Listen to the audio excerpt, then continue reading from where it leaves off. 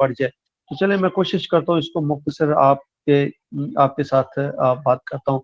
तो सबसे पहले मैं वीडिंग को आपके साथ मैंने डिस्कस करता हूँ कि वीडिंग क्या है। वीडिंग या डिस्कार्ड भी कहा जाता है इसको, वीडिंग या डिस्कार्ड, दोनों का मतलब क्या है कि कुछ मटेरियल को लाइब्रेरी के रिकॉर्ड से निकालना, इसको वीडिंग भी कहा जाता है और डिस्कार्ड भी कहा जाता है। ये दो टर्म्स इस्तेमाल होती है, वीडिंग और डिस्कार्ड की।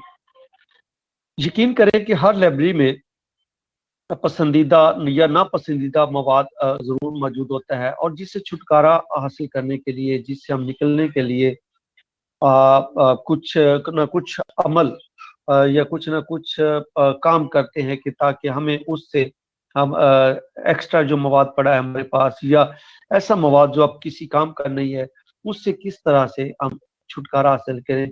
और जब हम इस छुटकारा हासिल कर लें तो इस सारे अमल को हम कहते हैं वीडिंग, या लाइब्रेरियों के अंदर जो इस तरह इस्तेमाल होती है उसकी वीडिंग किस तरह इस्तेमाल होती है। अच्छा जी, कुतुब खानों के लिए ये एक बहुत संजीदा मसला होता है। किसी भी सतह की लाइब्रेरी है उसके लिए, खास तौर पर उन कुतुब खानों के लिए जिनकी इमारत बहुत छोटी होती है, मुख्तसर होती है,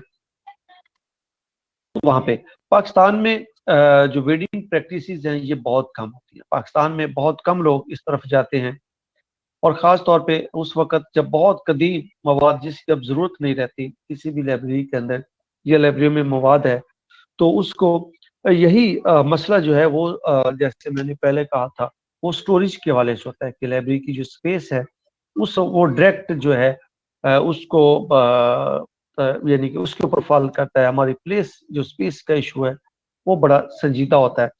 यूनिवर्सिटी ग्रांट कमीशन जो आप पाकिस्तान का मौजूदा हायर एजुकेशन कमीशन है, उसने एक जो है वो राइट ऑफ का तरीका वाज़ा किया, जिसको मैं आगे जाके मजीद इसके बारे में बताऊंगा। तो वो भी इसी हमारी जो कलेक्शन डेवलपमेंट है इसी का एक हिस्सा है, इसी का एक पार्ट है। अच्छा जी, वीडिंग होती क्या है, वीडिंग कैसे काम करती है, वीडिंग को हम कब यूज करते हैं?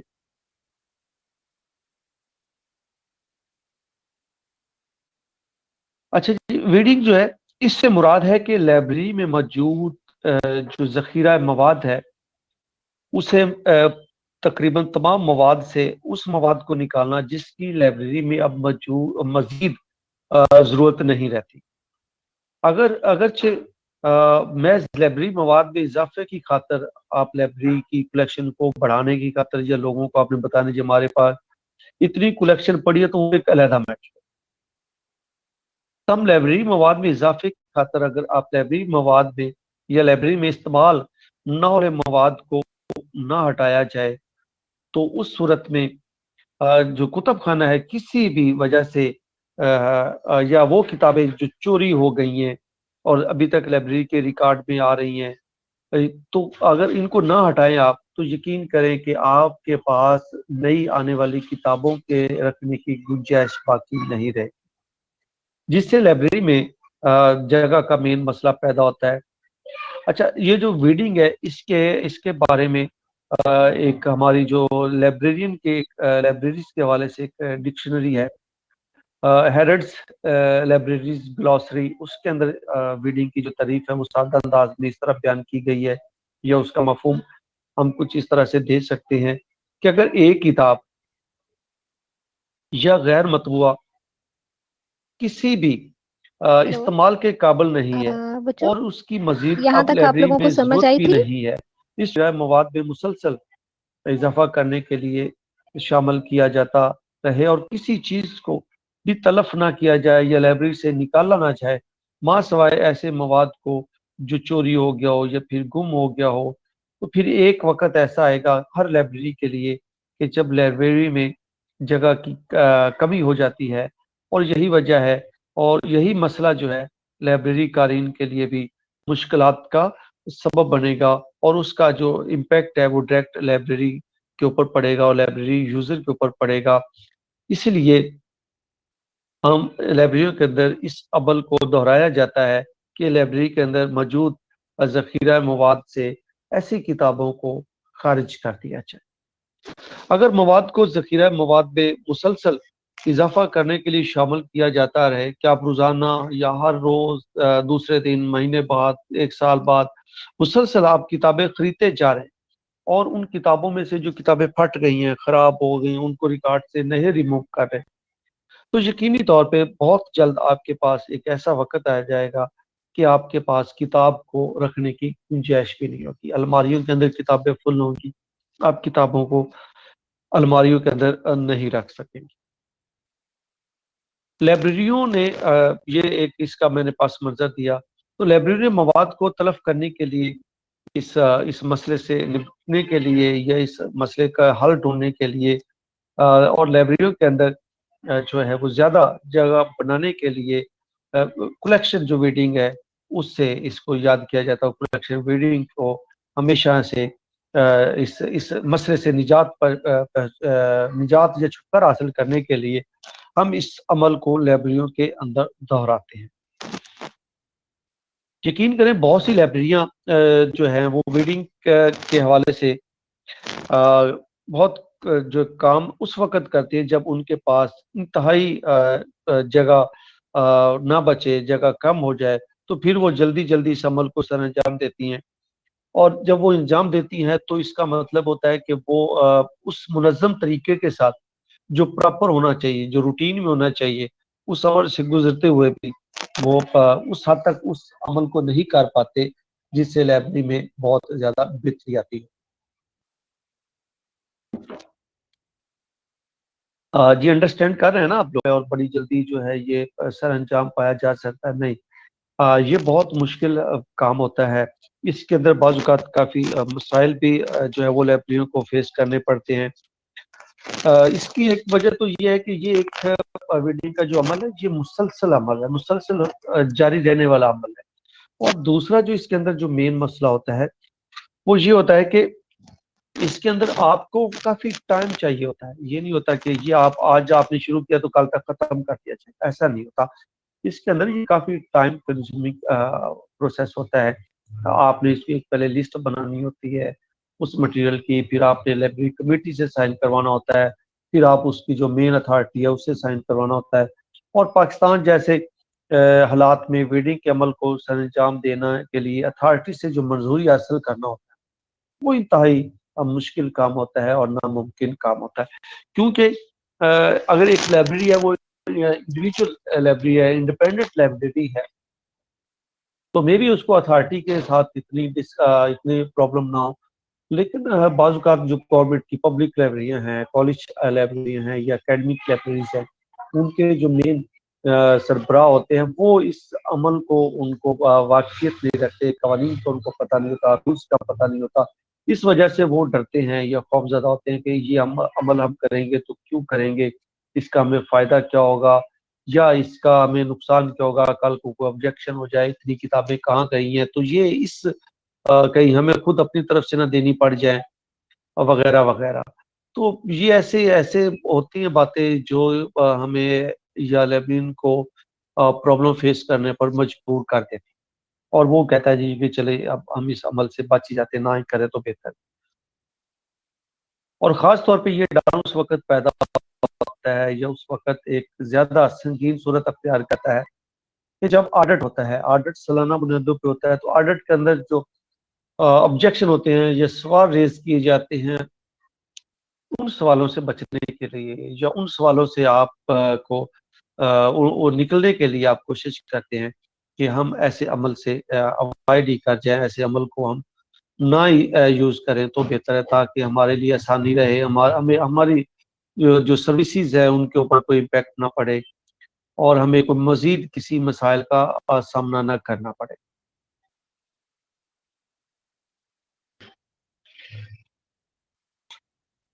अच्छा जी, तो ये होता है एक रीडिंग का अमल जिसको हम लाइब्रेरियों के अंदर सर अंजाम देते हैं। और मैं थोड़ा-सा आपको उसके बारे में भी बता देता हूँ, राइट ऑफ के बारे में कि राइट ऑफ का अमल कैसे होता है। रीडिंग के बारे में आपके पास आप क्लीन है रीडिंग क्या होती है, यानी कि आप उसके अंदर उन चीज़ों को मैं सिंपल अल्फाज में और एक लाइन के अंदर अगर इसको समराइज़ करूँ तो ऐसे करूँगा कि रीडिंग का मतलब है कि किसी भी लाइब्रेरी के अंदर वो फालतू मवाद जो रिकॉर्ड में मौजूद है, लेकिन या रिकॉर्ड में मौजूद होने के बावजूद वो कहीं चोरी हो गया है या कहीं निकल गया है, कोई फट गई किताब, को खराब हो गई है, या उसके अलावा एक किताब की बहुत सारी कापियां लाइब्रेरी में मौजूद पड़ी हैं और उनका जो यूज है वो बहुत कम होता है, तो ऐसी किताबों को लाइब्रेरी मवाद से निकालना या लाइब्रेरी मवाद से खारिज करना आपका वीडिंग कहलाता है, या इस अमल को लाइब्रेरी साइंस के अंदर वीडिंग के नाम से याद किया जाता है। अच्छा जी, तो इसके बाद अब नेक्स्ट अमल जो है वो है राइट ऑफ का। राइट ऑफ क्या होता है, राइट ऑफ कैसे करते हैं हम? जी, राइट ऑफ का अमल ऐसे अमल होता है कि अ, अमरीकी जो जुबान है या मगरबी जो ममालिक हैं वो इसके लिए राइट ऑफ का लफ्ज इस्तेमाल करते हैं, और इसका मतलब भी यही है कि किताबों से, लाइब्रेरियों से जो गैर ज़रूरी मवाद है जिसके अंदर जगह का इशू आ रहा है, या वो कई महीनों तक या कई सालों तक किसी किताब को पढ़ा ही नहीं जा रहा, उस किताब को लाइब्रेरी के रिकॉर्ड से रिमूव करना राइट ऑफ कहलाता है, या इसको राइट ऑफ कहा जाता है। जैसे आप लफ्ज के ऊपर भी गौर करें तो आपको इससे भी अंदाजा हो जाएगा कि ये राइट, राइट का मतलब क्या है। ये राइट वो नहीं है, RIGHT नहीं, इसको आपने नहीं, वो तो राइट होता है ना, हक की बात या हकूक।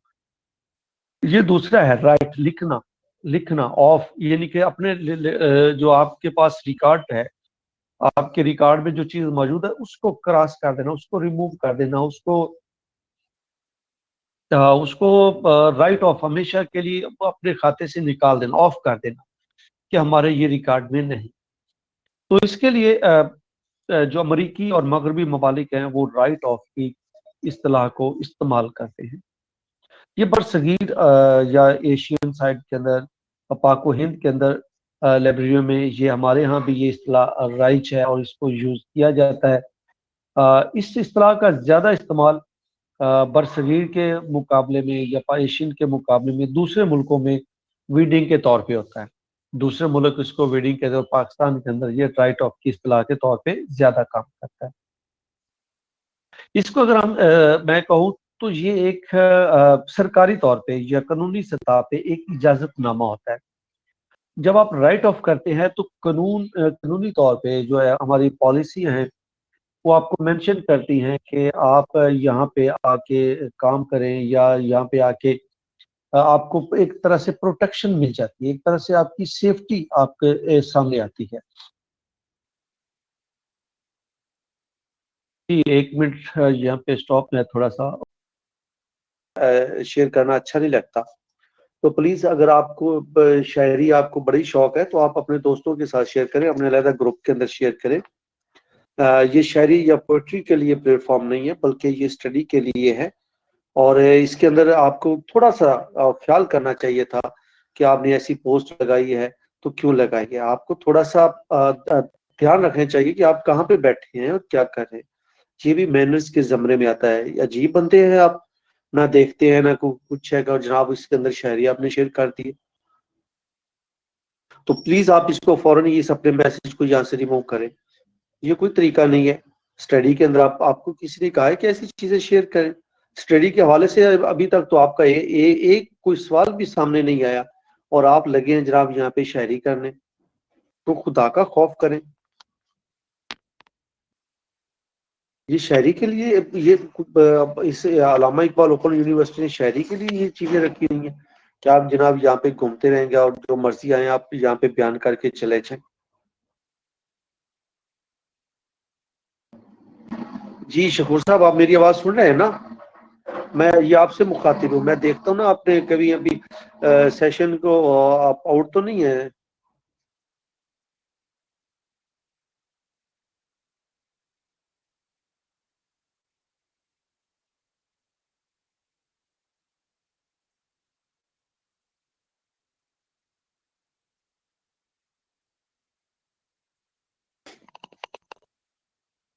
देखिए ना, बिल्कुल गलती हो सकती है, हर इंसान से हो सकती है, ऐसी बात ही है, लेकिन ये गलती से नहीं हुआ। देखिए ना, एक बंदा बैठा है, वो स्टडी सेशन ले रहा है और उसके अंदर उसने पूरा कहीं से कॉपी किया और यहाँ पे उसको वो पुट कर दिया। तो खुदा का खौफ करना चाहिए, आप देखना चाहिए।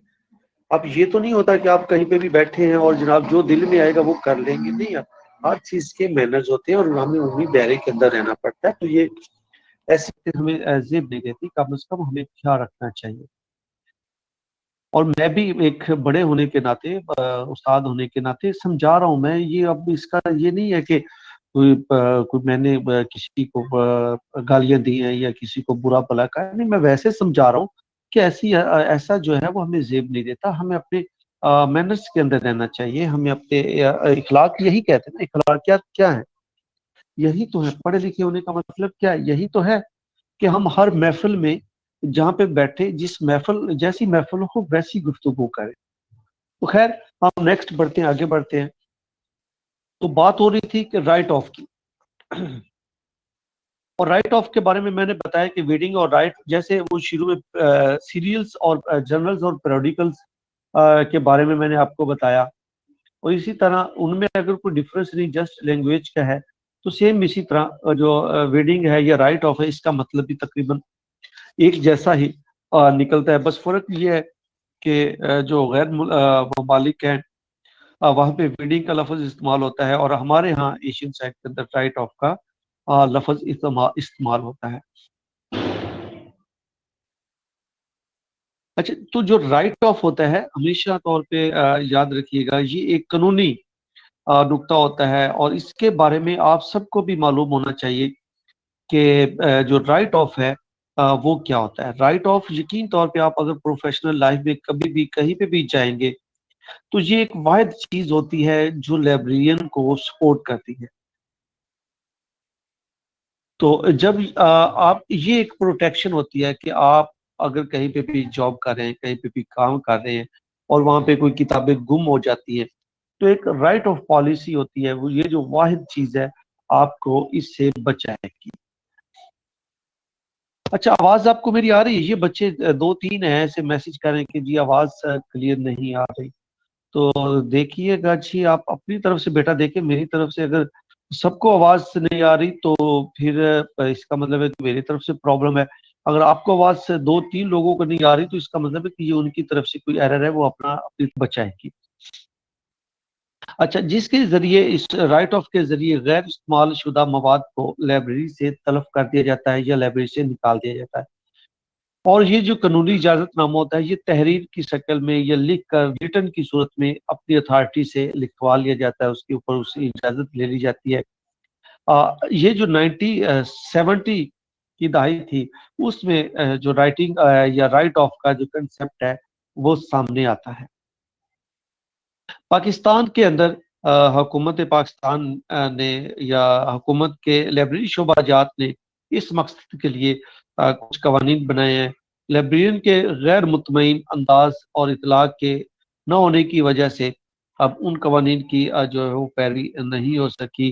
बाज़ात ये जो है, इसको राइट ऑफ का जो पॉलिसी है, प्रॉपर तौर पर इसको अडॉप्ट नहीं किया गया या इसके ऊपर काम नहीं हुआ।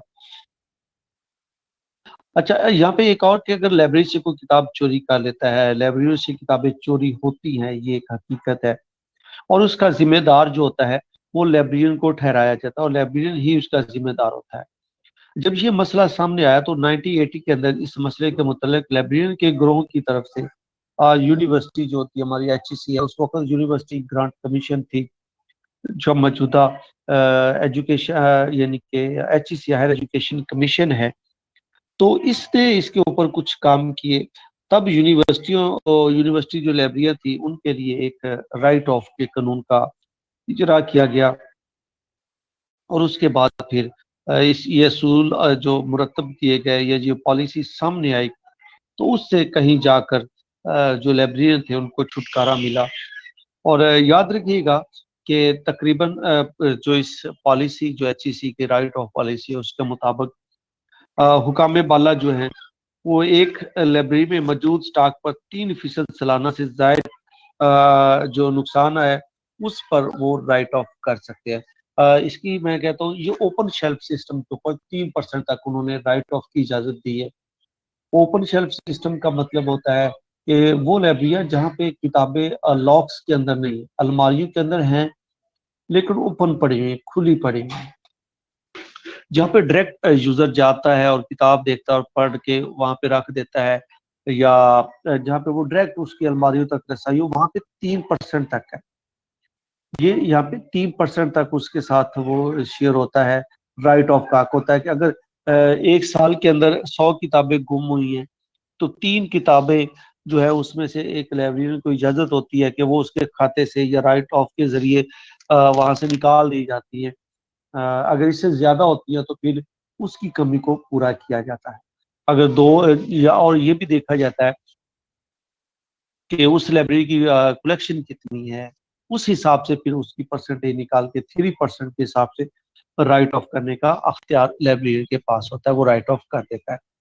जो किताबें फट गई हो, जो खराब हो गई हो, जो इस्तेमाल में नहीं आ रही, कुछ चोरी हो गई लेकिन लाइब्रेरी के रिकॉर्ड पे थी, उनको हमेशा के लिए लाइब्रेरी के रिकॉर्ड से रिमूव कर दिया जाता है।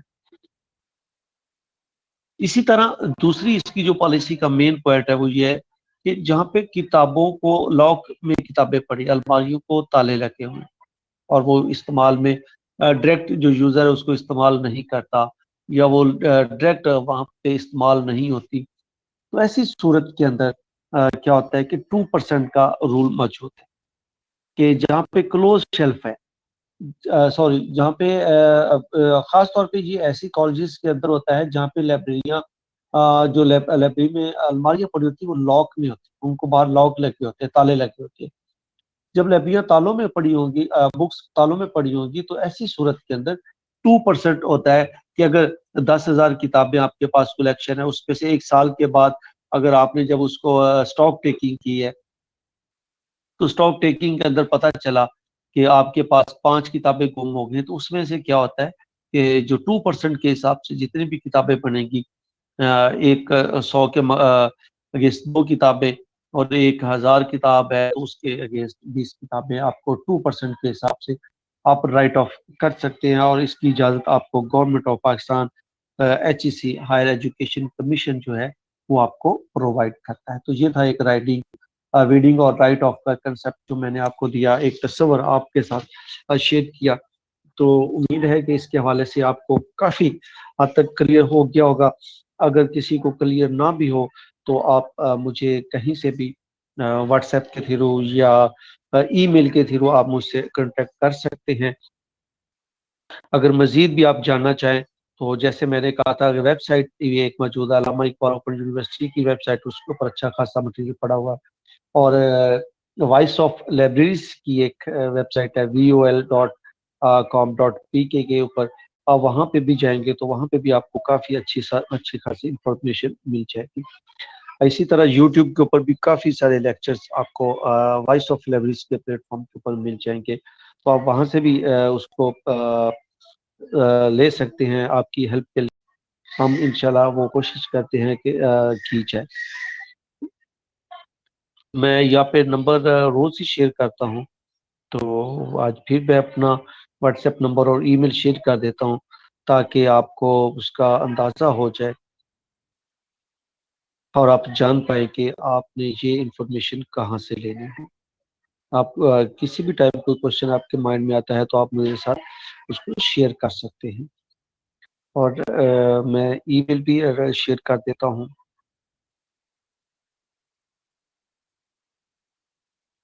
आप इसकी मदद से भी आप, अगर कोई भी आपको हेल्प चाहिए तो आप ले सकते हैं।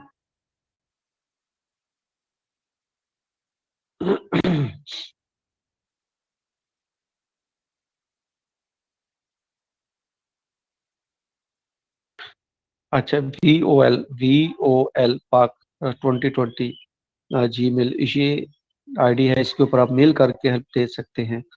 और इंशाल्लाह आपको इसके ऊपर काफ़ी जितनी भी सपोर्ट हो सकती है, हम इंशाल्लाह वो सपोर्ट करने के लिए तैयार रहेंगे। और इसके अलावा मैंने वेबसाइट का लिंक भी आपके साथ शेयर कर दिया है। आप यहाँ से भी काफ़ी अच्छी इंफॉर्मेशन आपको मिल जाएगी। और इसी तरह काफ़ी सारे लिंक्स हैं स्टडी के हवाले से। अगर आप मास्टर में हैं, अगर कहीं पे आपको कोई प्रॉब्लम आ रहा तो नेट के ऊपर बहुत सारे ऐसे लिंक्स हैं जो मैं आपको शेयर कर सकता हूँ, जिसके ऊपर आप स्टडी करके, उनको देख के, उनके साथ कांटेक्ट करके आप अपने क्वेश्चन जो हैं उनको रेज कर सकते हैं, और उसको आप बेहतर तौर पे उसको अंडरस्टैंड कर लेंगे और उसके बारे में समझ पाएंगे। तो चलें जी, अब आगे बढ़ते हैं हम अगर अपने काम की तरफ। तो अपनी जो स्लाइड्स है, नेक्स्ट स्लाइड है, उसके ऊपर जा रहे हैं हम जी। यदि ये तो हो गया है आपने कि सिलेक्शन डेवलपमेंट की पॉलिसी है, उस हवाले से। तो यहाँ पे जो है कि the copy of a books, ये पॉइंट तो पहले डिस्कस हो गया कि आपके पास जो मटेरियल पड़ा है आप उसको डोनेट कर देंगे किसी और इदारे को या किसी और लाइब्रेरी को। अच्छा, जब आप और चौथा पॉइंट है कि अगर आप किसी को डोनेशन दे रहे हैं, आपने किसी और लाइब्रेरी को डोनेशन दी है, तो आप उनसे डोनेशन ले भी सकते हैं। ये नहीं होता कि सिर्फ आपने सिर्फ डोनेशन देनी है, बल्कि आप बवक्त जरूरत लाइब्रेरियों से डोनेशन ले भी सकते हैं।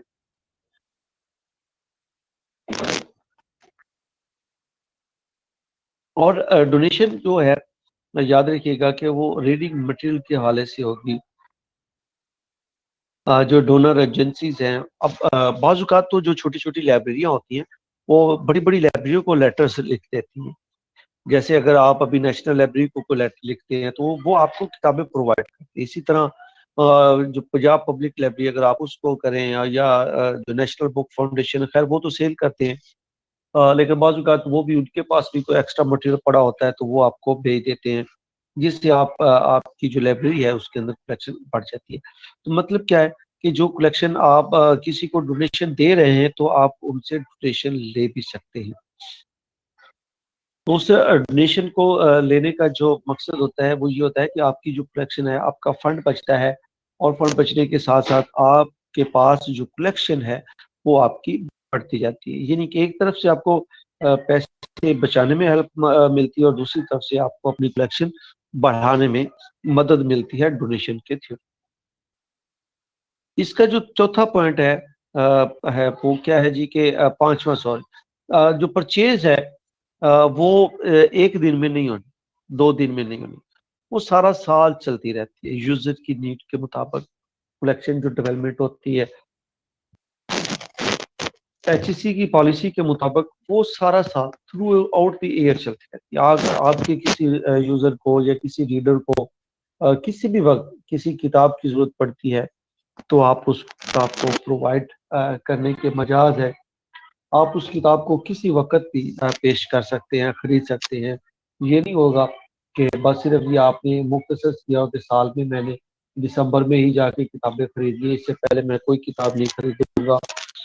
तो ये ऐसा नहीं होता, बल्कि हमेशा से लाइब्रेरी के अंदर सारा साल ये प्रोसीजर चलता रहता है कि जब दिल करे, जिस वक्त दिल करे, आप किताब को वो शेयर कर सकते हैं, आप किताब को दे सकते हैं, और किताब आप तक पहुंच सकती है। और आप किताब की एक्सेस जो है वो सारा साल ही उसको लोगों तक करते रहेंगे।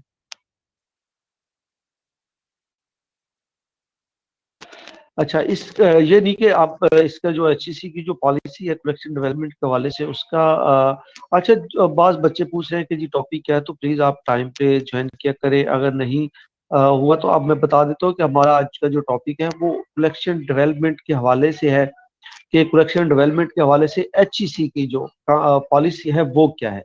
इसके अंदर आज हम वो डिस्कस करने जा रहे हैं, बल्कि डिस्कस कर रहे हैं कि एचईसी की जो पॉलिसी है वो क्या है कलेक्शन डेवलपमेंट के हवाले से। ये टॉपिक है आज का हमारा।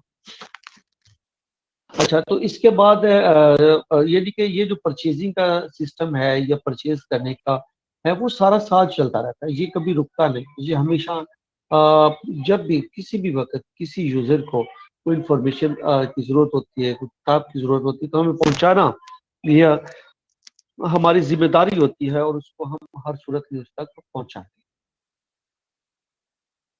जैसे वो एक मेरा ख्याल है रंगानाथन का ही एक नहीं ड्यूरे प्रिंसिपल्स है एक्विजिशन के हवाले से, और उसमें वो ये कहता है कि यदि आपने इंफॉर्मेशन को या बुक को क्या करना है, राइट टाइम परचेज करना है, राइट टाइम के अंदर ही आपने अपने यूजर तक उसको देना है, और राइट टाइम के अंदर ही आपकी जो या यूजर की जो एक्सेस है वो किताब तक होनी चाहिए। ये ना हो कि जब उसको जरूरत हो वो उस वक्त आप उसको किताब मिल ना सके, तो बाद में उस किताब को खरीदने का कोई फायदा भी नहीं होता।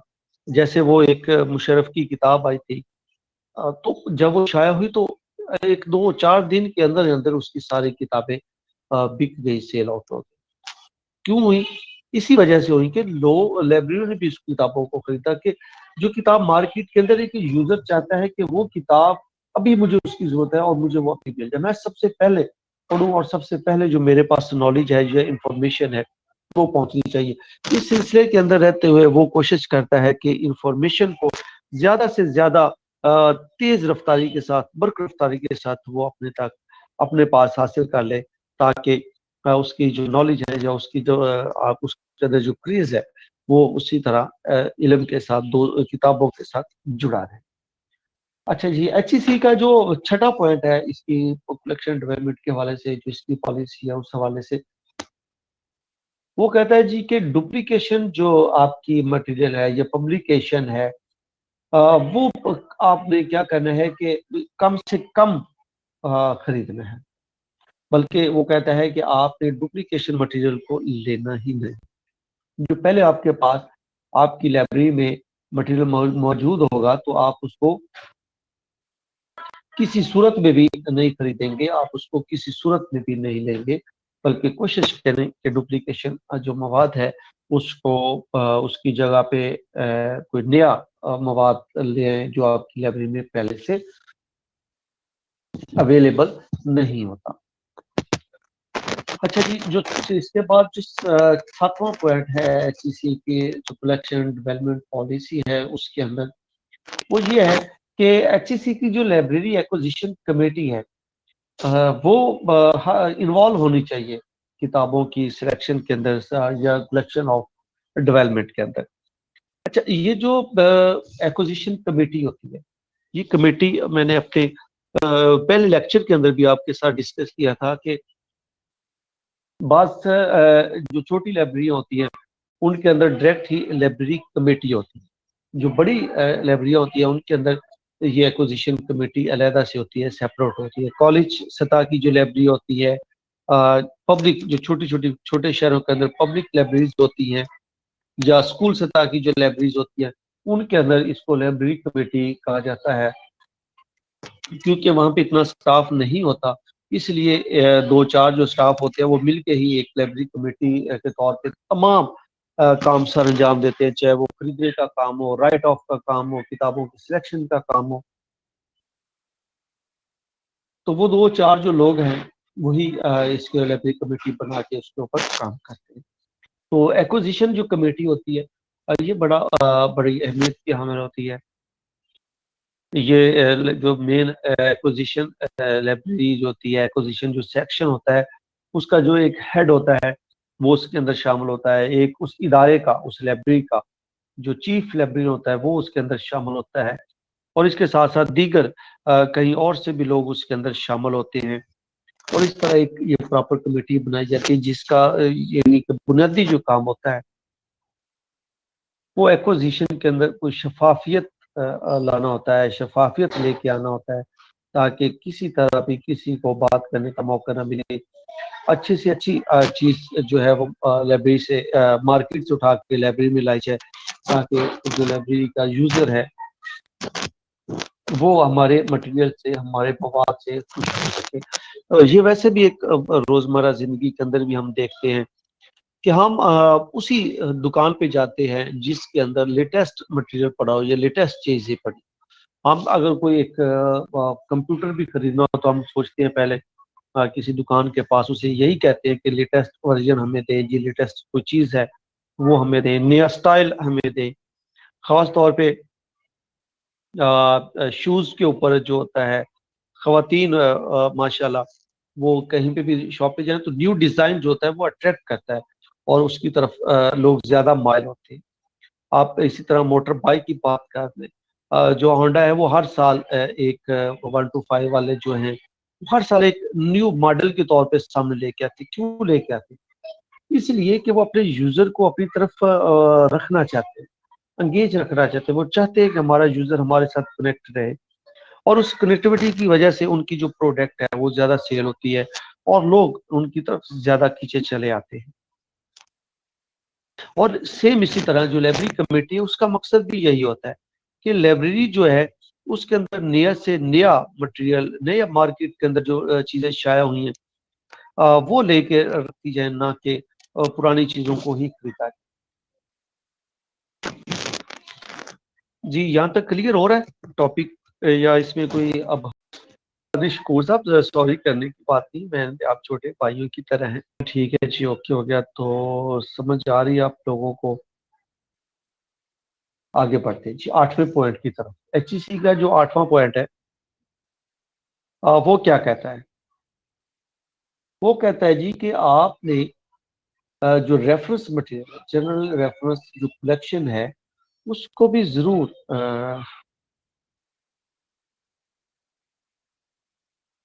जी, ये असमा पूछ रही है प्लीज डाउनलोड का ऑप्शन दीजिएगा। क्या मतलब ये डाउनलोड, क्या किस चीज को आपने देखना चाह रहे हैं आप?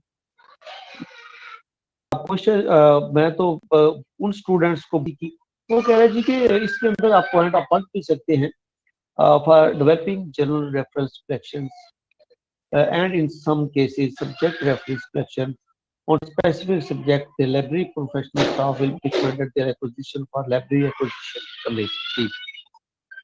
तो ये जो एक सिंपल सा है कि आपने कोशिश करनी कि सिर्फ उसके ऊपर जर्नल बुक्स नहीं खरीदनी बल्कि रेफरेंस मटेरियल की तरफ भी जाना है। रेफरेंस मटेरियल किसी भी लाइब्रेरी के अंदर एक रीढ़ की हड्डी की हैसियत रखता है और जिस लाइब्रेरी के अंदर रेफरेंस मटेरियल ना हो समझा जाता है कि वो कहीं पे भी मोतबर लाइब्रेरी नहीं है। उसके अंदर एक मेन जो उसका एक सोर्स है या मेन एक पिलर है वो रेफरेंस का होता है। रेफरेंस ही अगर ना हो, रेफरेंस मटेरियल ही अगर ना हो तो ये वो लाइब्रेरी जो है वो इतनी उस माशरे के अंदर अपना मकाम कायम नहीं कर सकती। अब यहाँ पे फिर मैं आपसे पूछूंगा कि रेफरेंस लाइब्रेरी क्या होगी, तो यकीनी तौर पे कुछ लोगों को इसके बारे में इल्म होगा, वो जानते होंगे कि रेफरेंस जो है वो एक अलग लाइब्रेरी की किस्म होती है, रेफरेंस लाइब्रेरी उसको कहा जाता है। इसके साथ रेफरेंस जो बुक्स होती हैं इनके बारे में भी आपको यकीनी तौर पे पता होगा, अगर नहीं पता तो थोड़ा सा मैं बता दूंगा। अगर आप जानते हैं तो फिर हम इसको टॉपिक को आगे ही बढ़ते हैं।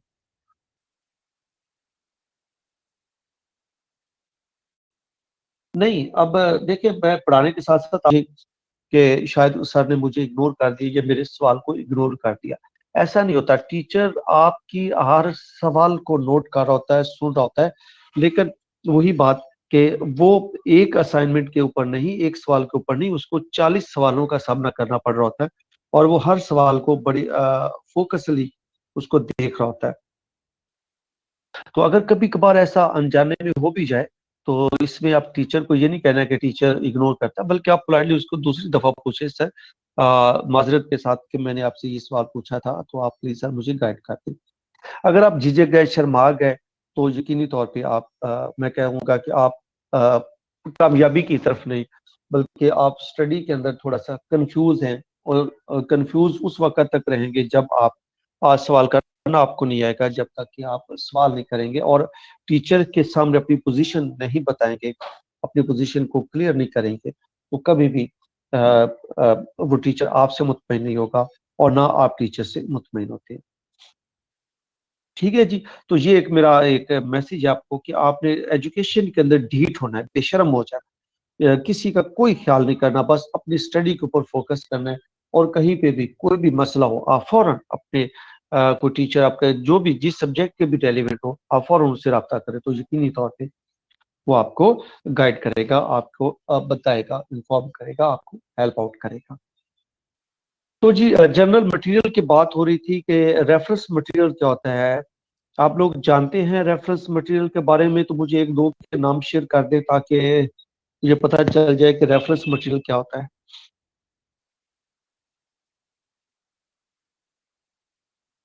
जी, नेम प्लीज शेयर कीजिएगा मुझे।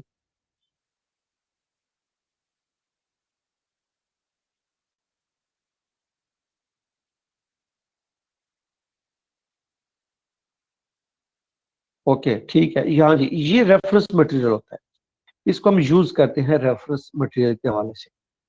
तो हाँ, bibliography, dictionaries, encyclopedia, gazette, globe, chart, इसके अलावा एटलस वगैरह, ये सारी चीजें उसके अंदर आती हैं कुछ।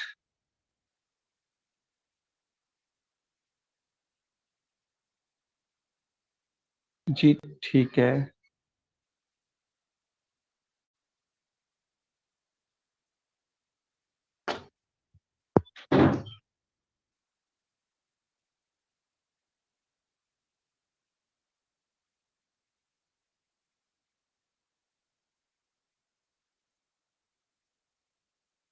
जी जी, बिल्कुल ठीक है। ओके, ठीक है। हाँ जी, देखिए यहाँ पे जो एक मेन बात करने वाली है वो ये है कि एचईसी की जो लाइब्रेरी है, इसके अंदर अब ये जो मटेरियल होता है ये भी इंतहाई अहमियत का हमारा होता है। इसको भी जरूर खरीदा जाता है, ये नहीं होता कि ये आप ना खरीदे, इसको इग्नोर करते। तो एचईसी की जो पॉलिसी है उसमें ये चीज मेंशन है कि आपने इन चीजों को जरूर खरीदना है, इन चीजों को आपने जरूर लेना है। अगर आप इन हवाला जाती मटेरियल को नहीं लेंगे, ये मटेरियल जो है आपकी लाइब्रेरी में मौजूद नहीं होगा, तो इसका जो यूजर है, क्योंकि डिक्शनरी के साथ हर क्लास का हर तर्ज का जो कारी है, आपका जो कस्टमर है, वो इसको डील करेगा, उसकी तरफ वो जाएगा। अगर आपके पास डिक्शनरियाँ ही आपकी लाइब्रेरी में मौजूद नहीं है, तो ये कैसे मुमकिन है कि लोग आपके, कोई अगर मेडिकल का बंदा है वो आता है, वो कोई मेडिकल की डिक्शनरी आपके पास नहीं है, तो वो वापस चला जाए, वो कहेगा यार ये कैसी लाइब्रेरी जहाँ से मुझे ये मटेरियल ही नहीं मिल पाया। तो कोशिश होनी चाहिए, ये भी एचईसी की पॉलिसी के अंदर मेंशन है कि आपने जो एचईसी की जो है रिक्वायरमेंट के मुताबिक, उसकी पॉलिसी के मुताबिक इसको अगर हम फॉलो करें, तो लाइब्रेरी का जो मटेरियल है इसको हमें ज़रूर सेव करना चाहिए, इसका मटेरियल हमें ज़रूर लेना चाहिए। और ये डिक्शनरी, इंसाइक्लोपीडिया, जितनी भी चीज़ें रेफरेंस मटेरियल के अंदर आती है अपनी लाइब्रेरी की नीड के मुताबिक, आप इसको ज़रूर लेंगे। अच्छा, इसके बाद है जी, जो 9th पॉइंट के ऊपर है, वो है कि आप अपनी जो इर्द गिर्द की आपकी जो लाइब्रेरियाँ हैं, आपके सराउंडिंग के अंदर जो लाइब्रेरियाँ हैं, वो भी आपको आपकी कलेक्शन डेवलपमेंट के हवाले से बड़ा अहम किरदार अदा कर सकती है। वो कैसे अदा कर सकती हैं? वो ऐसे कि आप देखते हैं कि आपकी जो सराउंडिंग के अंदर कोई लाइब्रेरी मौजूद है, या सराउंडिंग के अंदर कोई लाइब्रेरी काम कर रही है, वो कैसे उसके अंदर उसकी कलेक्शन कौन सी है, उसके अंदर कौन सा मटेरियल पड़ा है। अगर एक शहर के अंदर दो तीन चार लाइब्रेरियां हैं, तो ऐसा नहीं होता कि चारों जो लाइब्रेरियां हैं वो डेफिनेटली वो अलग अलग मटेरियल अपने पास मौजूद रखती होंगी। लेकिन ऐसी जब सूरत आ जाएगी, जब एक शहर के अंदर दो तीन लाइब्रेरियां मौजूद है, तो दूसरी लाइब्रेरी जो आपके एरियाज के अंदर सराउंडिंग के अंदर मौजूद है, उसकी आप कोशिश करें कि उसका कैटलॉग देखें, उसके अंदर जाके देख रहे हैं कि उसके पास कौन सा मटेरियल पड़ा है, उससे आप डिफरेंट मटेरियल लेके आए। क्योंकि एक शहर के अंदर एक किताब अगर आप उसने भी रखी हुई है, आपने भी रखी हुई है, तो अगर उसके पास जो कस्टमर जा रहा है या रीडर कोई जा रहा है, वो यकीनी तौर पर उसी की तरफ जाएगा, आपकी तरफ नहीं आएगा। हाँ, आपकी तरफ सूरत में आएगा जब आप उसको एक कोई नया या एक्स्ट्रा मटेरियल देंगे।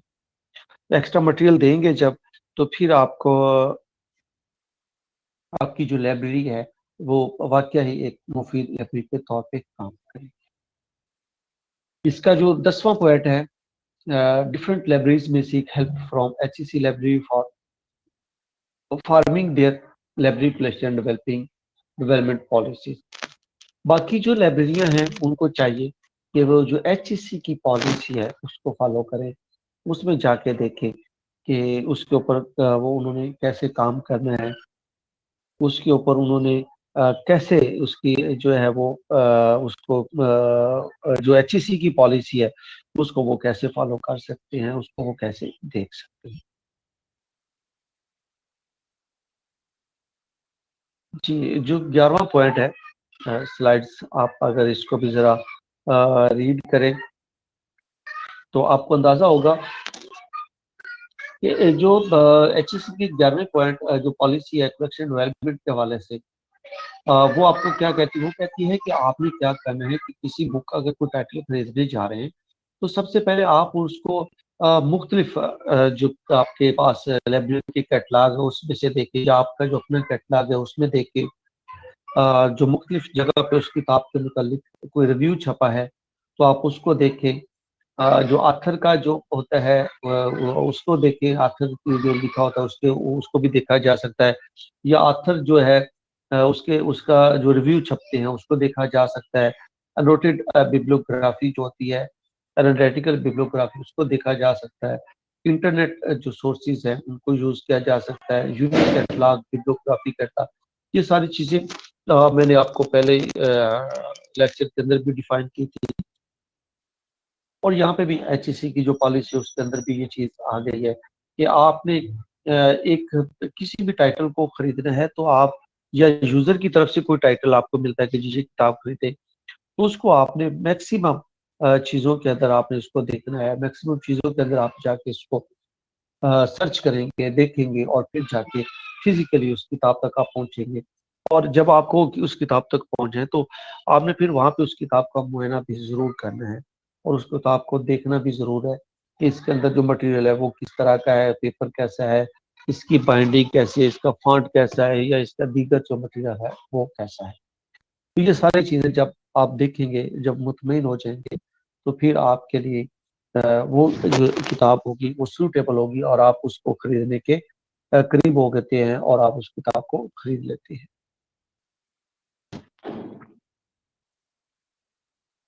एचईसी का जो नेक्स्ट स्लाइड है उसके ऊपर इसका 12वां पॉइंट आ रहा है जी सामने।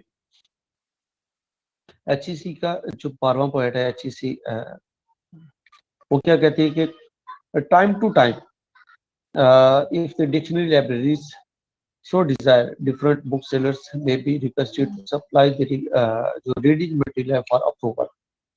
The library acquisition committee may recommend reading material selection out of the stock for approval.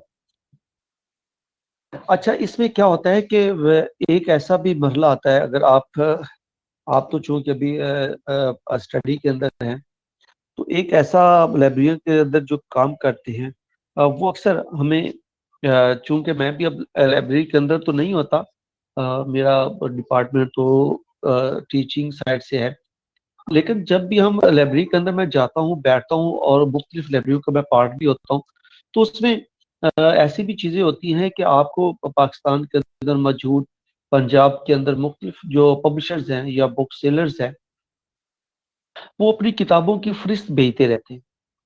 तो जब वो किताबों की फहरिस्त आपके पास आती है, उस फहरिस्त के अंदर आप अपनी ज़रूरत की चीज़ें देखते हैं। अगर कोई चीज़ आपको अच्छी लगती है और आप कोई चीज़ उसको खरीदना चाहते हैं, देखना चाहते हैं, तो क्या होता है कि आप वक्तन फवक्तन उनकी लिस्ट को रिव्यू करते रहते हैं। फर्ज करें अगर पहली समाई के अंदर आपके पास एक पब्लिशर ने आपको लिस्ट भेजी कि सर ये किताबें हमारी नई आई हैं, आप इसको देख लें। उस समाई के अंदर आपके पास पैसे नहीं, लेकिन किताबें आपको बहुत अच्छी लगी कि ये वाकई बहुत शानदार किताब है, जबरदस्त किताब है, तो आप उस कैटलॉग को महफूज करते हैं, और नेक्स्ट समाई के अंदर जाके जब आपके पास फंड आ जाता है तो आप उसको खरीद लेते हैं। और उसको खरीदा ऐसे नहीं जाता कि डायरेक्ट वो लाइब्रेरियन के पास लिस्ट आती है और वो उसको खरीद लेता है। याद रखिएगा कि हमेशा जो भी किताब आपने या जो मटेरियल आपने खरीदना है, वो लाइब्रेरी कमेटी जो होती है या एक्विजिशन जो कमेटी होती है उसकी इजाजत के, उसके अप्रूवल के बगैर नहीं खरीदते। अगर खरीद भी ले तो फिर भी उसके अंदर ज्यादा मसला नहीं होता, लेकिन ज्यादा प्रॉब्लम ऑडिट के ऊपर जाके आता है कि आपने ये कैसे खरीदा, एक फर्द ने कैसे खरीदा। शफाफियत लेने के लिए, ये शफाफियत लाने के लिए कोशिश की जाती है कि कमेटी के थ्रू काम किया जाए और कमेटी के थ्रू किताबों को खरीदा जाए। नंबर 13 जो पॉइंट है वो है जी कि payment of books the rules library rates committee of ministry of education will be followed. हाँ जी, लाइब्रेरी रेट्स क्या होते हैं? लाइब्रेरी रेट्स आपको इसके बारे में भी यकीनी तौर पे पता होना चाहिए और आपको इसके बारे में इल्म रखना चाहिए।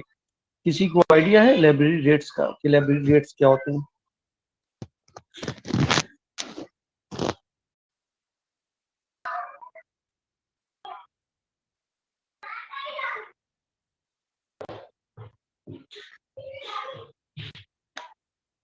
अच्छा जी, जो लाइब्रेरी रेट्स होते हैं, ये भी जब हम किताबों को परचेज करते हैं तो इंतहाई अहमियत के हमल होते हैं।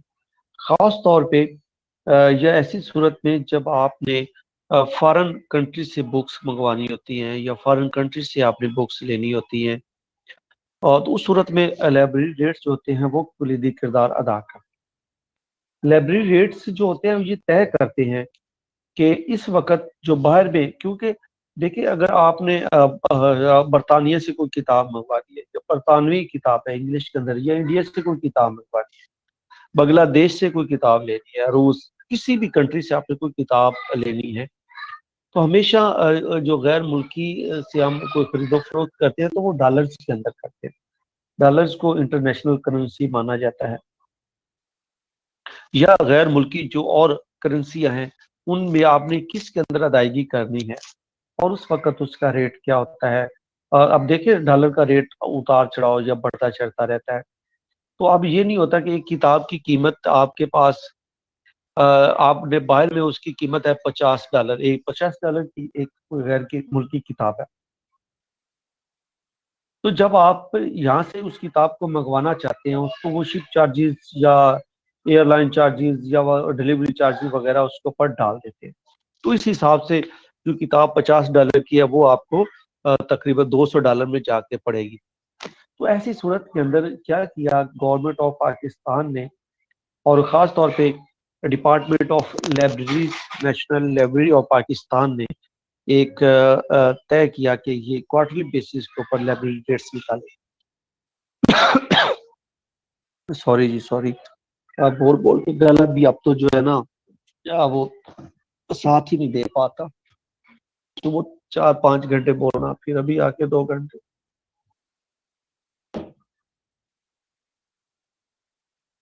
अच्छा, तो क्या है जी कि वो जो नेशनल लाइब्रेरी ऑफ पाकिस्तान है वो लाइब्रेरी रेट्स को जारी करती है, और ये लाइब्रेरी रेट्स का दौरानिया होता है 3 मंथ का।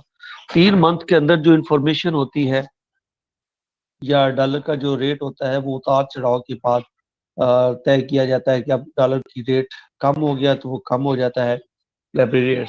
अगर ज्यादा डॉलर का रेट बढ़ गया तो नेशनल लाइब्रेरी जो है 3 महीने बाद उसको रिव्यू करके उसको शाया कर देती है।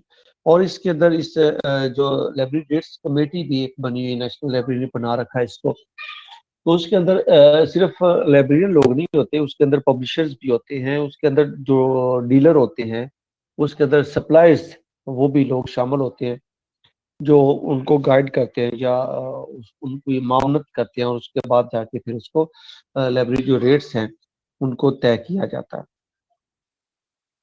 जो लाइब्रेरी रेट्स होते हैं इसमें अब याद रखिएगा कि डॉलर की अगर कीमत एक 150 है तो उसके अंदर जो लाइब्रेरी रेट्स है उसके अंदर वो वन आपको मैं एग्जांपल के तौर पे दे रहा हूँ, या आपने इसको हकीकत में नहीं ले लेना, और जस्ट समझाने के लिए कि अगर डॉलर मार्केट के अंदर आज का रेट ₹150 है, तो जो लाइब्रेरी रेट्स निकालती है national library of Pakistan, department of libraries, तो उसके अंदर वो डॉलर की कीमत 150 नहीं होगी, बल्कि उसमें कीमत होगी ₹160 डॉलर के हिसाब से। 160 का डॉलर होगा तो वहां पे शो हो रहा होगा कि डॉलर की असल कीमत 150, लाइब्रेरी रेट के मुताबिक 160।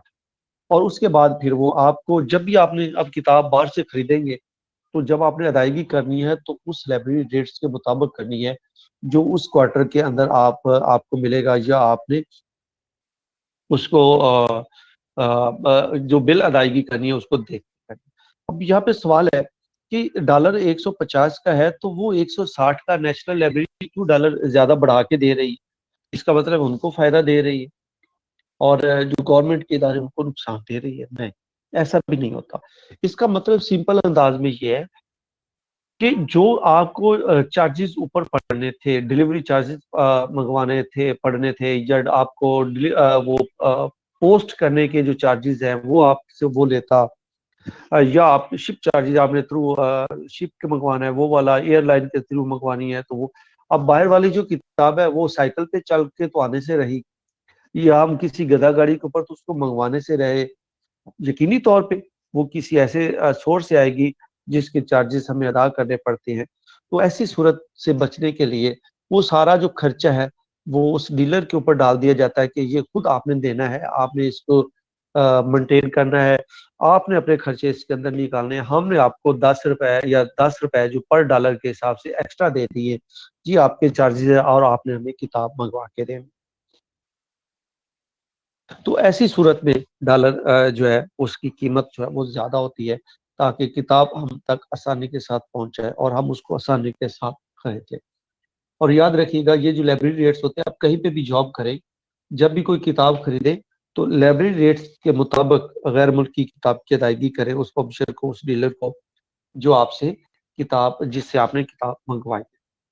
और मैंने एक और भी यहाँ पे एक मेंशन किया था कि किताब की जो पेमेंट होती है किताब खरीदने की, वो हमेशा बाद में होती है। जब आप किताब आपके पास आ जाती है उसके बाद जब आप उसकी अदायगी करेंगे, तो किताब एक्सेशन रजिस्टर में दाखिल होने के बाद उसके ऊपर लाइब्रेरी की मोहर लगने के बाद आप किताब का बिल अदा करते हैं। लेकिन प्रोडिकल्स के लिए, सीरियल्स के लिए या जर्नल्स के लिए आप हमेशा से एडवांस के अंदर उसकी पेमेंट करते हैं, चाहे वो आपने जर्नल्स या प्रोडिकल या सीरियल जो है वो लोकल खरीदने हो या इंटरनेशनल खरीदने हो, दोनों सूरतों में उसकी पेमेंट जो है वो एडवांस होगी। इसका जी नंबर जो नेक्स्ट स्लाइड है वो है बड़ी अच्छी है, अगर आप उसको देखें उसको पढ़ें, ये काफी लंबी सी है, लेंथी भी है, तो इसको जरा आप खुद पढ़ें, 1-2 मिनट में आपको देता हूँ, अभी इसको पढ़ लें, तब तक मैं 2 घुट पानी के पी लूँ। कर देता हूँ कि बाज़ लाइब्रेरियाँ होती हैं, वो प्रोजेक्ट के तौर पे काम करती हैं। लाइब्रेरी के अंदर एक कोई प्रोजेक्ट होता है, जैसा कि मैं एक एग्जांपल बताता हूँ कि मेरी एक अपॉइंटमेंट हुई थी national commission on the status of women के अंदर, और उसके अंदर क्या था, एक प्रोजेक्ट था, और उस प्रोजेक्ट के तौर पे मुझे प्रोजेक्ट जो मैनेजर के तौर पे हायर किया गया। उसके अंदर क्या था कि मैंने एक लाइब्रेरी एस्टेब्लिश करके उनको दे दी थी, उसमें किताबों की खरीदारी से लेके किताबों की टोटल लाइब्रेरी की सर्कुलेशन तक वो काम करना था। तो ये जो एक प्रोजेक्ट था उसके अंदर मुझे उन्होंने बता दिया कि जी इतने पैसे हैं आपके पास, इतने पैसों के अंदर आपने टोटल लाइब्रेरी की परचेजिंग भी करनी है, स्टाफ भी रखना है, और बाकी सारी चीजें मुकम्मल करने के बाद आपने हमें इसको रनिंग पोजीशन के अंदर देना है। मैंने कहा जी ठीक है। जब ऐसे प्रोजेक्ट आते हैं तो उसमें आप देखें, मैंने बारगेनिंग करनी होती है, या जो प्रोजेक्ट का उसको डील कर रहा होता है उसने किताबें खरीदनी है, वो नेगोशिएट करेगा, वो लोगों से डिस्कस करेगा, पब्लिशर से डिस्कस करेगा, वो कोशिश करेगा कि मैक्सिमम जो डिस्काउंट है मैं उसके ऊपर ले लूँ, मैक्सिमम जो चीजें हैं एचईसी के रूल्स को फॉलो करते हुए मैं ज्यादा से ज्यादा डिस्काउंट उसके ऊपर लूँ, मैं ज्यादा से ज्यादा मटेरियल उसके ऊपर रखूँ, और उसका जो रिकॉर्ड होगा वो भी सेपरेट रखा जाएगा, सेपरेटली उसको डील किया जाएगा। और बाज़ औक़ात ऐसा भी होता है कि जैसा मैं इसकी एक दूसरी एग्जांपल कोट करता हूँ, नेशनल लाइब्रेरी ऑफ जो पाकिस्तान है, उसने इस्लामाबाद के अंदर डिफरेंट कम्युनिटी सेंटर्स बनाए। अब ये अलग-अलग एक प्रोजेक्ट था, हर सेक्टर के अंदर एक लाइब्रेरी बनाना इस प्रोजेक्ट के ये एक हिस्सा था। अब उस प्रोजेक्ट के लिए जो किताबें खरीदी गई वो नेशनल लाइब्रेरी अपने पास नहीं रखती। अब ये रूल्स के अंदर है कि वो जो प्रोजेक्ट है आपने जो बनाना है या एस्टेब्लिश करना है, उस प्रोजेक्ट के लिए जो किताबें आपने खरीदनी है उसका रिकॉर्ड अलग होगा, और उसका जो उस प्रोजेक्ट में जो किताबें वो भी उसी प्रोजेक्ट के अंदर जाएंगी जिस प्रोजेक्ट के लिए आप खरीद रहे हैं। ये कभी नहीं होता कि आप किसी और प्रोजेक्ट के लिए खरीदे और किताबें उठा के कहीं और रख दें, ऐसा नहीं। तो जिस प्रोजेक्ट के लिए जो किताबें आपने खरीदी हैं उसी प्रोजेक्ट के अंदर जाएंगी, उसी लाइब्रेरी के अंदर जाएंगी जिसके लिए वो प्रोजेक्ट बना है, और उसके सारा जो बाकी फंड का रिकॉर्ड है वो भी उसी के अंदर आएगा। नेक्स्ट पॉइंट है जी 15 पॉइंट के ऊपर अगर जाए तो ये है जी कि आपने जो हाई प्राइस पब्लिकेशन होती है, जैसा कि और ये हाई जो प्राइस पब्लिकेशन होती है उसके अंदर याद रखिए, खास तौर पे ये डॉलर्स के अंदर, जब आपके पास डॉलर में कीमत होती है, डॉलर के अंदर आप पेमेंट अदा करते हैं, तो उस सूरत के अंदर आपको जो जिससे आप किताबें खरीद रहे हैं उससे एक इनवाइस भी मंगवाई जाती है। प्राइस इनवाइस उसको कहा जाता है, प्राइस इनवाइस। तो जो ये प्राइस इनवाइस है या प्राइस का परफॉर्मा है, ये बुक सेलर से लेने का मकसद भी एक होता है। तो ताहम जो ये जो प्राइस इनवाइस होती है या प्राइस का परफॉर्मा होता है, इसको इनवाइस भी कहा जाता है।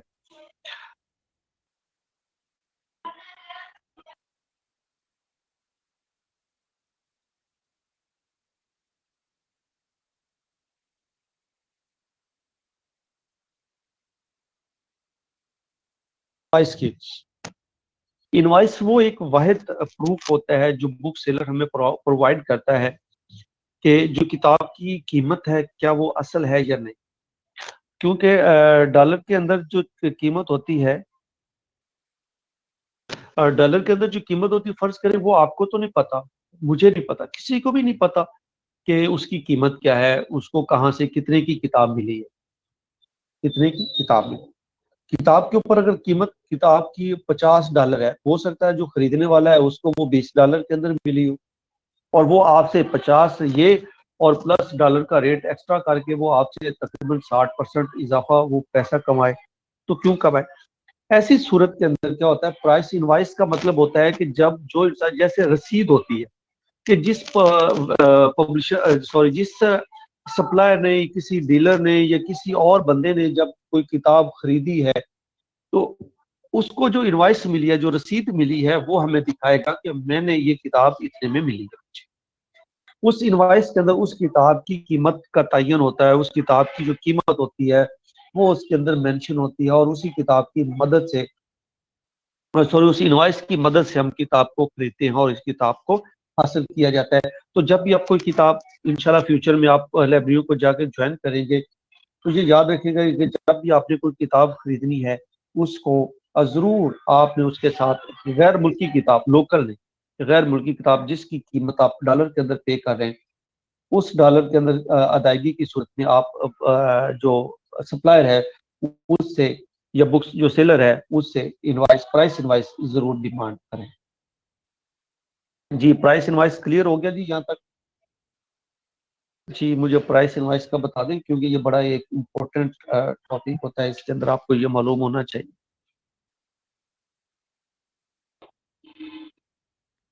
वो अटेस्टेड होना चाहिए। अटेस्टेड ये नहीं होता कि वो खुद अपनी तरफ से स्टैंप लगा के देते, बल्कि वो अटेस्टेड होता है उस पब्लिशर की तरफ से जिसने वो किताब छापी है, वो उसके ऊपर उसकी वो स्टैंप होती है, ये आइडेंटिफाई होता है उसकी तरफ से, वो वेरीफाई करता है कि हाँ ये इसकी ओरिजिनल कीमत है। और फिर आपने उसके अंदर उसको बाउंड करना है, टाइम फ्रेम देना है कि ये जो प्राइस इनवाइस है ये हमें कितने दिनों के अंदर वो प्रोवाइड कर देता है। मैक्सिमम जो टाइम लाइब्रेरी के अंदर दिया जाता है वो 15 दिन का दिया जाता है कि 15 दिन के अंदर अंदर आपने हमें डिलीवरी, किताब डिलीवर करने के बाद किताब लाइब्रेरी में आ जाएगी, उसके 15 दिन के अंदर अंदर उसको टाइम दिया जाता है कि आपने हमें इस जो प्राइस, किताब की जो प्राइस इनवाइस है वो प्रोवाइड करनी है। अगर आप प्रोवाइड नहीं करेंगे तो हमें डाउट हो जाएगा या हमें शक पड़ेगा कि आपने इसकी जो कीमत है वो टेम्पर की है, इसकी कीमत असल ऐसे नहीं है जैसे जो आपने हमसे हायर की या हमसे आपने वो कीमत। तो यकीनी तौर पे वो 15 दिन के अंदर अंदर उस जो प्राइस इनवाइस है उसको देने का पाबंद। नहीं, जो प्राइस है वो प्राइस इनवाइस जो है, देखिए प्राइस तो किताब के साथ ही प्रिंट होती है। जो प्राइस इनवाइस होती है, जैसे मैंने बताया, ये एक अटेस्टेड पब्लिशर की तरफ से डॉक्यूमेंट होता है, एक लिस्ट होती है जिसके ऊपर वो स्टैंप उसकी लगी होती है कि हाँ इस किताब की इतनी कीमत है, इतने डिस्काउंट के अंदर हम इसको दिए। तो वो अलहदा से मंगवानी पड़ती है, वो किताब के साथ नहीं आती, कभी भी नहीं आती। वो पब्लिशर देता है सप्लायर को जिसने किताब खरीदी है उससे, उसको देता है, वो हर बंदे को नहीं देता। कि अब उसने किताब पब्लिशर ने बरतानी से कोई किताब छपी तो मैं उससे कहूँ जी आप मुझे इनवाइस भेज दे, तो वो कभी नहीं बेचेगा। वो इनवाइस उसको भेजता है जो किताब उससे खरीद रहा होता है, जिसने उससे किताबें खरीदी। तो किताब डायरेक्ट हम उससे नहीं खरीदते, कोई भी लाइब्रेरी डायरेक्ट नहीं खरीदती, क्योंकि डायरेक्ट खरीदेगी तो उसमें ज्यादा एक्सपेंसिव पड़ जाती है, महंगी पड़ जाती है। इसलिए शॉर्टकट मारा जाता है कि हम किसी और थ्रू से वो किताब उसको मंगवा लेते हैं। तो किताब अलहदा से आती है, इनवाइस अलहदा से आती है, उसके साथ नहीं मंगवाई जाती। जो 16 पॉइंट है उसके अंदर यह है कि हमने उसको टाइम फ्रेम देना और उसके अंदर अंदर हमने उसकी प्राइस इनवाइस को लेना है। जो 17 पॉइंट है जी, सॉरी मेरे ख्याल यहाँ पे तो 17 पॉइंट आ गया ये। जो 17 पॉइंट है इसका मतलब है कि आपने जो प्राइस वेरिफिकेशन है वो कैसे करनी होती है। एक तो प्राइस इनवाइस आ गई ऊपर जो मैंने डिस्कस किया 15 और 16 पॉइंट के अंदर, और जो 17 पॉइंट है उसके अंदर है जी कि प्राइस वेरिफिकेशन आपने करनी कैसे करनी है। इंटरनेट के थ्रू करनी है, डिजिटल या प्रिंटेड मटेरियल ट्रेड जो कैटलॉग है उसके जरिए आप उसको कर सकते हैं। दुनिया के मुख्तलिफ कैटलॉग मौजूद होते हैं, इंटरनेट के जरिए भी आप उसकी जो प्राइस है उसको वेरीफाई कर सकते हैं। सॉरी जी, सॉरी अगेन। तो जो प्राइस वेरिफिकेशन है ये भी इंतहाई जरूरी होती है। ये ना हो कि अथेंटिक जो प्राइस हो वो आपने उसी सूरत में उसको पे करना है। $50 की किताब है, वो उसकी प्राइस क्या करते हैं उसको टेम्पर करके वो उसको $60-70 कर दे, तो यकीन करें कि ये किसी भी लाइब्रेरी के लिए बड़ा वो एक्सपेंसिव पड़ जाएगा, नुकसान का अमल हो जाएगा, और ये हमारी नालायकी के अंदर आ जाएगा कि आपको पता ही नहीं चला कि उसने आपके साथ ऐसे कर लिया। तो प्राइस जो वेरिफिकेशन होती है प्रिंटेड मटेरियल की हो या नॉन प्रिंट मटेरियल की हो, वो जरूर आपने देखनी होती है। जो पेपर बैक जो बाइंडिंग होती है उसकी अलग प्राइस होती है, जो हार्ड बाइंडिंग होती है उसकी प्राइस अलग होती है। तो दोनों सूरतों में आपने उसको टैली करना है। ये नो ऑर्डर के अंदर जिससे आपने किताब ली है उसको पेमेंट आप डॉलर के अंदर कर रहे हैं और हार्ड बाइंडिंग कर रहे हैं, और वो किताब आपको पेपर बैक ही देते। तो ये भी एक, इससे भी आपको बचना है या हमें बचना है। तो लाइब्रेरियों को हमेशा जो है वो बिडिंग प्रोसेस से गुजरना चाहिए। जो बिडिंग की बात मैंने पहले की है आपसे, अच्छी खासा हमने उसके ऊपर एक टाइम लगाया, अच्छा खासा टॉपिक को उसके अंदर बात की। तो बिडिंग के हवाले से भी है कि एचईसी की पॉलिसी के है, आप उसको जरूर परस्यू करना है। जो 19 पॉइंट है वो भी राइडिंग और राइट ऑफ के मुतल्लिक है, जिसको हम अच्छे तरीके के साथ डिस्कस कर चुके हैं, और इसके बारे में मेरा ख्याल है मजीद इस टॉपिक को डिफाइन करने की अब जरूरत नहीं है, ये ऑलरेडी हम इसके बारे में बात कर चुके हैं। और जो इसका 20 पॉइंट है, और 20 जो पॉइंट है इसके अंदर है कि पाकिस्तान के अंदर आपने उन जर्नल्स को खरीदना है जो या उस जर्नल्स को लिया जाता है जो एचईसी के रिकॉग्नाइज होते हैं। अगर आपने लोकल जर्नल खरीदने हैं तो एचईसी के जो रिकॉग्नाइज जर्नल होते हैं, एचईसी के जो रिकमेंडेड जर्नल होते हैं, रिसर्च जर्नल होते हैं, आपने उनको लेना है।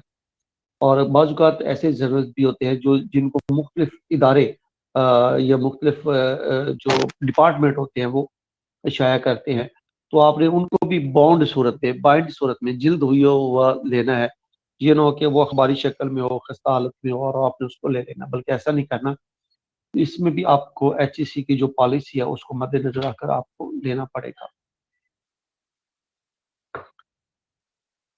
अच्छा जी, इसके बाद है जी 21 पॉइंट, 22 पॉइंट और 23 पॉइंट। अच्छा जी, 21 पॉइंट टाइम भी बस टाइम तो फिनिश हो गया।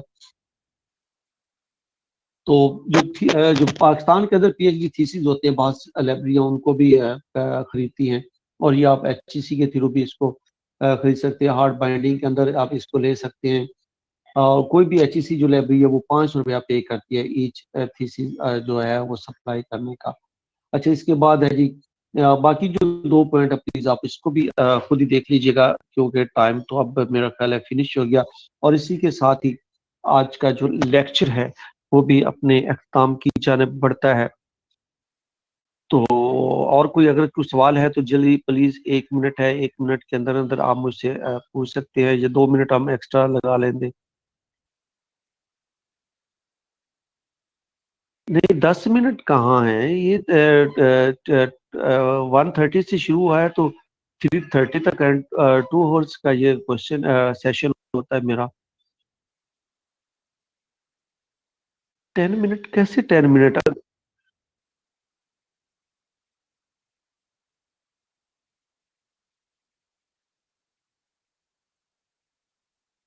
देखिए, अगर आपने अभी लेट ज्वाइन किया है तो ऊपर जो मेरे पास टाइम चल रहा है, 1:20 मुकम्मल हो चुके हैं। 2 घंटे का सेशन होता है।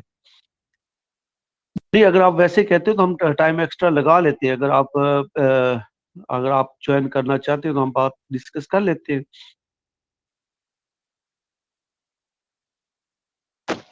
जिन लोगों का 10 मिनट्स रिमेनिंग आ रहा है, इसका मतलब है कि उन्होंने 10 मिनट लेट ज्वाइन किया होगा। तो जब आप ज्वाइन करते हैं तो उस टाइम को लिया जाता है। चले, खैर हम बात कर लेते हैं, कोई इशू नहीं। हाँ जी, जब तक चल रहा है चलाइए। मोहम्मद सादुल्ला साहब, ठीक है जनाब, हम हाजिर हैं। अच्छा जी, तो चले, अल्लाह बेहतर करे, अल्लाह खैर करे। तो आपने ये HEC की जो पॉलिसी है, आपने कलेक्शन डेवलपमेंट के हवाले से इसको जरूर देख लेना है। तो बाकी कोई और अल्लाह ताला खैर करे। बाकी 2 दिन और आपके साथ हैं। उसके बाद इंशाल्लाह फिर नए नई क्लास आ जाएगी, तो उसके साथ कुछ 5-6 दिन गुजर जाएंगे। तो जिंदगी रही तो इंशाल्लाह जी कल के लेक्चर में मिलते हैं। तब तक के लिए बख्तियार जफर को इजाजत दें। अपना ख्याल रखें, सलामत रहें, खुश रहें, शाद रहें, आबाद रहें। अल्लाह ताला आपको, आपके अहल अयाल को, आपके घर वालों को अपनी हिफ्ज़ अमान में रखें। इसी सलामती की दुआ के साथ आपसे इजाज़त चाहूँगा। रब रखा, फ़ी अमानिल्लाह, अल्लाह निगहबान, गुड बाय।